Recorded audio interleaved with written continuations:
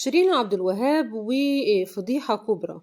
ظهور شيرين عبد الوهاب في أحد الملاهي الليلية وهي بترقص رقص هستيري وهي في غير وعيها، وده بصحبة زوجها حسام حبيب وابنتها مريم. غضب كبير جدا من جمهور شيرين عبد الوهاب اللي بيحبها بعد ما شاف مقطع فيديو ليها، وده بعد خروجها من مصحة الإدمان وهي في أحد الملاهي الليلية طالعة فوق الكراسي وبترقص رقص للأسف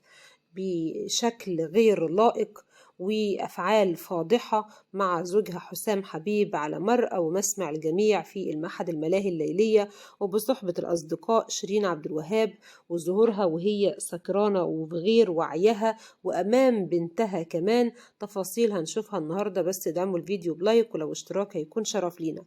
مقطع فيديو تم نشره المطربة شيرين عبد الوهاب بصحبة زوجها حسام حبيب، وده في أحد الملاهي الليلية. ظهرت في المقطع ده شيرين وهي بترقص رقص هستيري على أغنيتها الشهيرة أيا ليل.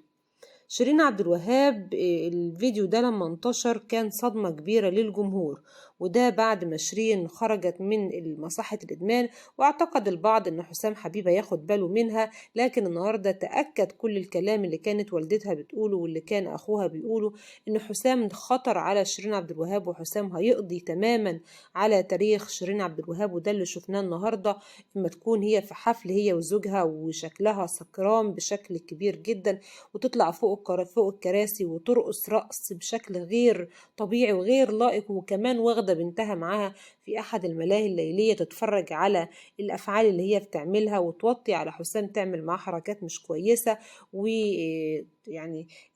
كلام مش كويس ومنظر مش كويس وأفعال مش كويسة تسببت في غضب الجمهور عليها بشكل كبير، خاصة إن ده كان أول ظهور ليها بعد خروجها من مصحة الإدمان، واللي كان المفروض تكون خرجت كويسة. لكن اللي احنا شفناها ده ان شيرين عبد الوهاب هتتدمر بشكل كبير مع حسام حبيب، ما حافظش عليها ولا استكمل علاجها اذا كانت تعبانة. لكن ظهورها ده بيأكد لنا ان شيرين ما زالت